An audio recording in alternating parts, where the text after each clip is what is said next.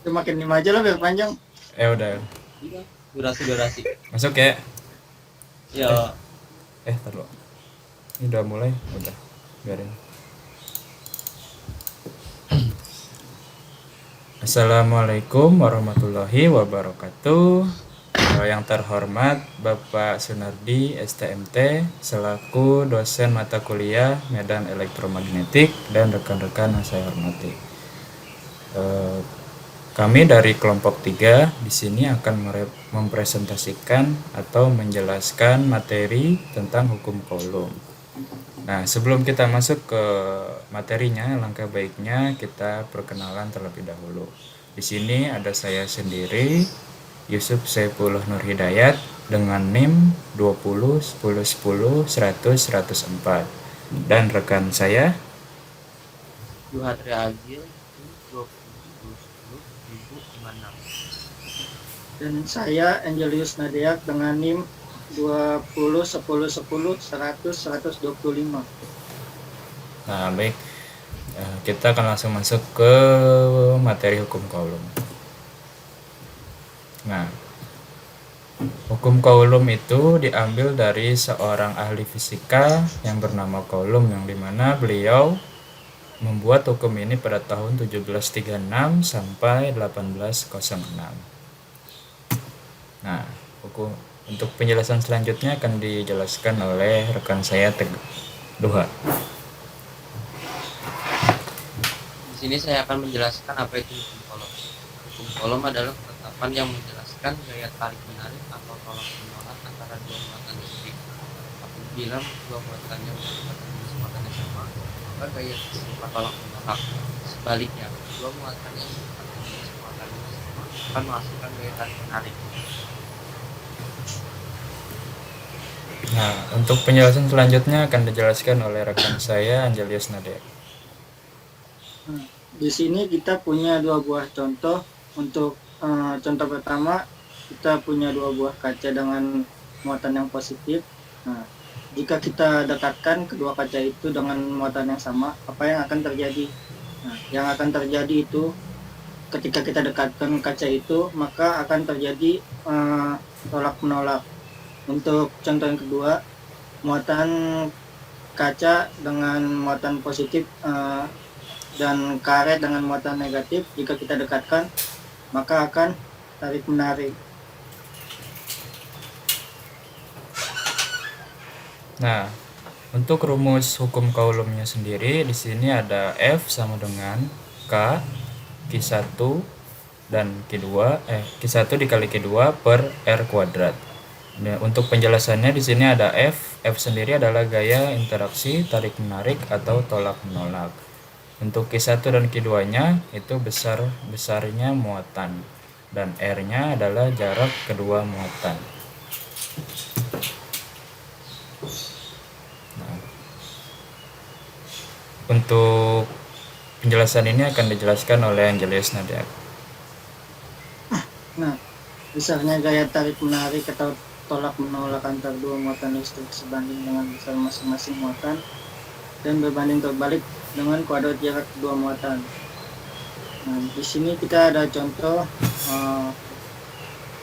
Q, yaitu usaha yang dikerjakan dengan gaya yang bekerja pada muatan J.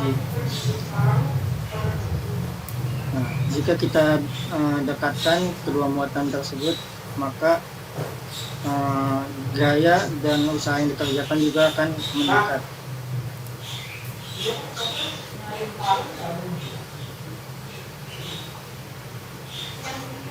Nah, di sini ada alat uji gaya Coulomb atau disebut dengan neraca puntir.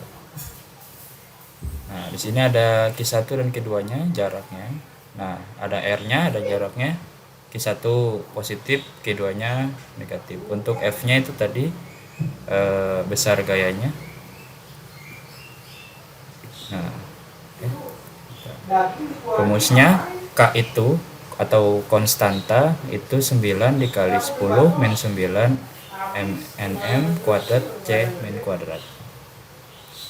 Nah, untuk contoh soal hukum Coulomb di sini sudah ada dua buah titik A dan B berjarak 3 meter, masing-masing bermuatan listrik plus 4 kali 10 min 4 kolom dan min 1 kali 10 min 4 kolom. Titik C terletak di antara A dan B, berjarak 2 meter dari A dan bermuatan listrik plus 3 kali 10 min 5 kolom. Yang jadi pertanyaannya adalah hitung besar gaya elektrostatis pada muatan di C. Yang artinya kita harus mencari gaya elektrostatisnya pada muatan di kolom. Nah, untuk pembahasannya di sini diketahui QA-nya ini plus 4 kali 10 min C, yang artinya yang di sini yang awal, terus QB-nya min 1 kali 10 min 4C yang di sini, dan yang QC yang terakhir itu yang jarak dari 2 meter dari A, itu dia yang ini, plus 3 kali 10 min A plus C.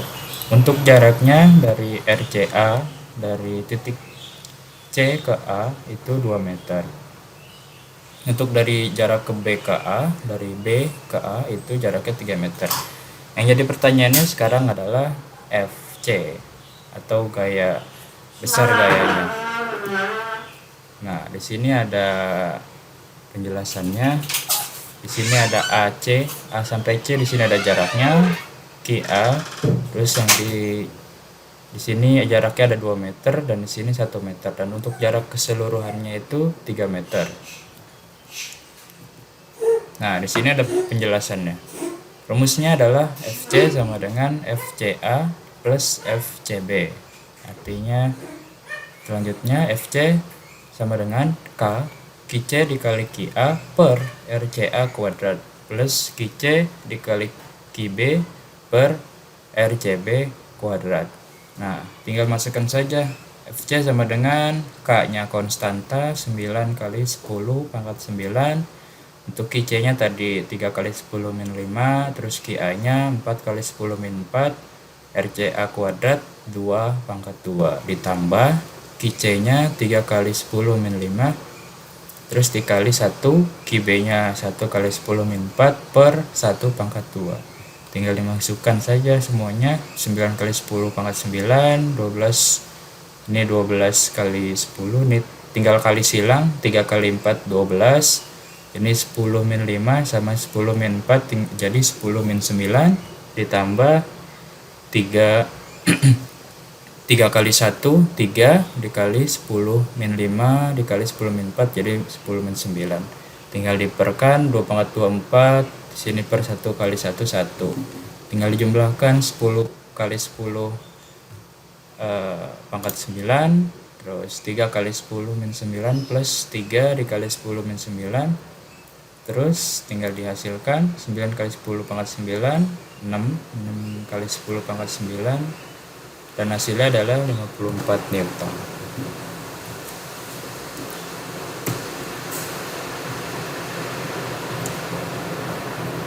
Untuk penjelasan selanjutnya akan dijelaskan oleh rekan saya, Angelius Nadia. Nah, berikut adalah gambar elektroskop. Sebelum kita membahas apa itu elektroskop, kita jelaskan dulu bagian-bagian elektroskop ini. Jadi di bagian atas dia ada bola logam dan isolator. Kemudian di bagian bawah itu ada benang emas. Nah, untuk elektroskop sendiri itu adalah alat untuk mengetahui apakah suatu benda itu bermuatan listrik atau tidaknya. Jadi kita bisa menggunakan elektroskop.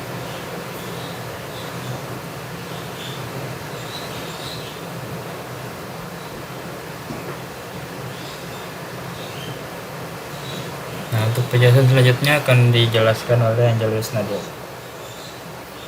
Nah, untuk prinsip kerja elektroskop sendiri itu apabila sebuah benda bermuatan listrik didekatkan pada elektroskop, maka elektron pada bola konduktor akan bereaksi sesuai dengan jenis muatan yang didekatkan.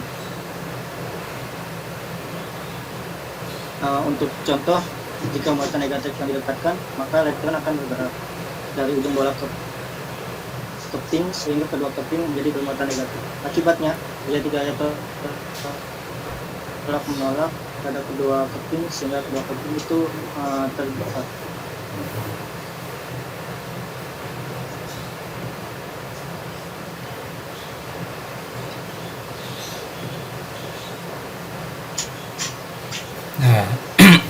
Di sini bisa kita lihat memberi muatan dengan menyentuhkan benda bermotor listrik.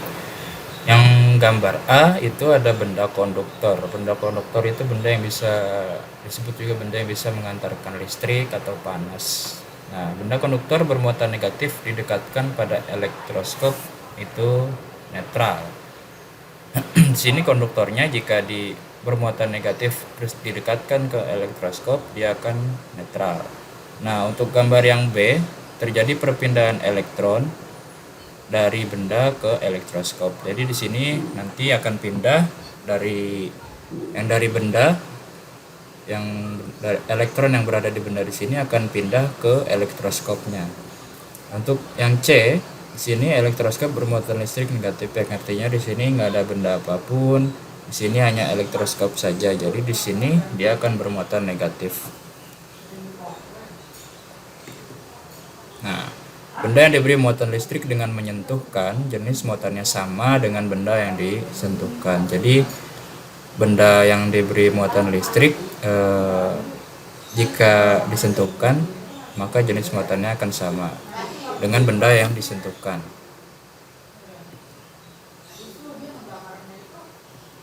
Nah,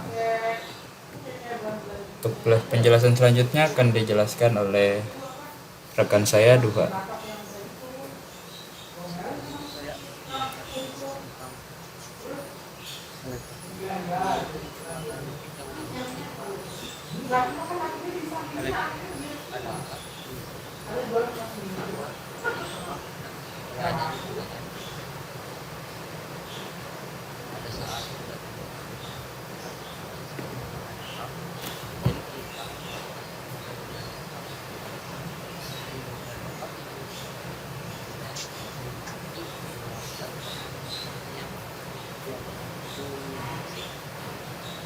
Bila benar jadi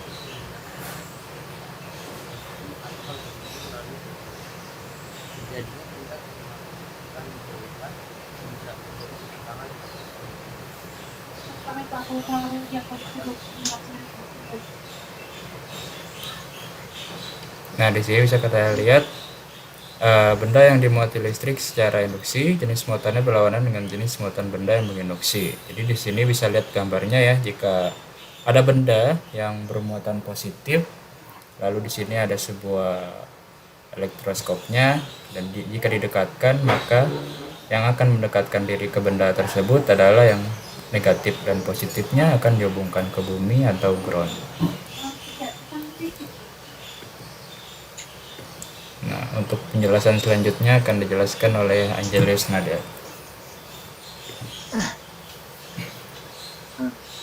Jadi medan listrik itu dalam mempunyai arti ruang yang di tiap titik dalamnya muatan listrik mengalami gaya listrik. Untuk contoh bisa dilihat gambar FC itu sama dengan gaya kolom. Nah, jika FC itu mendekati muatan yang sama, maka dia akan berputar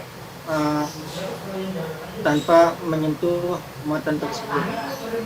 Muatan listrik positif mengalami gaya listrik atau gaya tolak karena berbeda di sekitar muatan positif lainnya.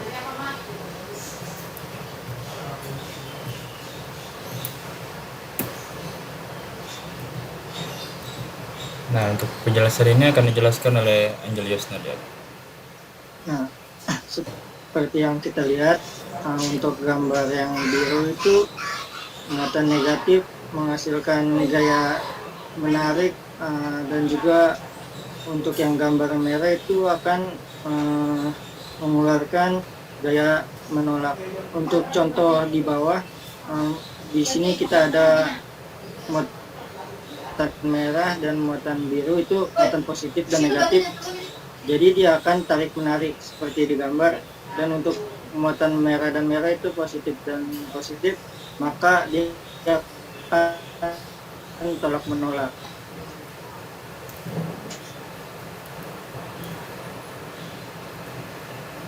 Nah, sama seperti step massa yang berada di medan gravitasi. mempunyai energi potensial gravitasi, maka setiap benda bermuatan listrik yang berada di dalam medan listrik juga memiliki energi potensial listrik. Nah, di sini bisa kita lihat ada seorang yang sedang menaik tangga. Nah, di sini ada energi potensial gravitasi. Nah, jika diukur dari bawah ke atas, itu energi potensial listrik. Di sini dia itu bisa diartikan sebagai elektron atau negatif. Nah, di bawahnya ini itu bumi. Bumi kan positif. Nah, jika dijatuhkan itu akan terjadi seperti ini. Di sini elektronnya jatuh, benda tersebut jatuh mengenai bumi yang bermuatan positif.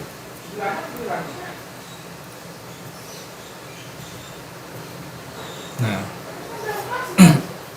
di sini untuk selanjutnya akan dijelaskan oleh Duha.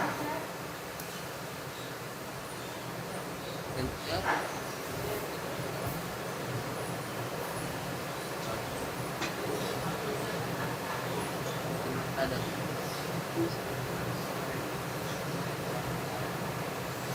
bawah itu ada lagi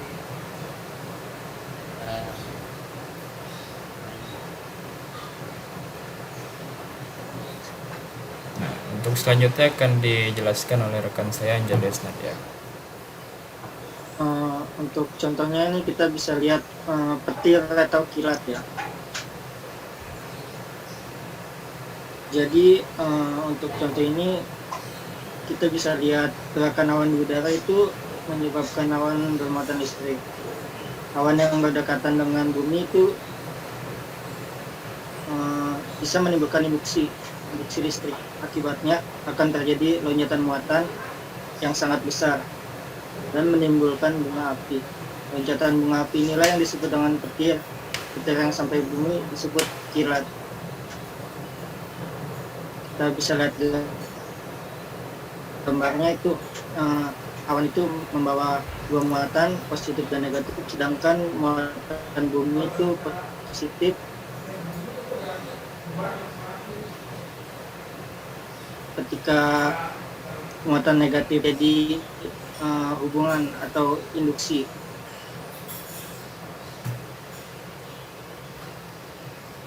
Nah, baik. Mungkin cukup sekian presentasi yang bisa kami sampaikan.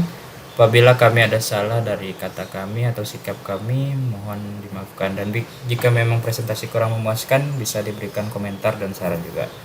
Baik, terima kasih. Wabillahi taufik walhidayah. Assalamualaikum warahmatullahi wabarakatuh.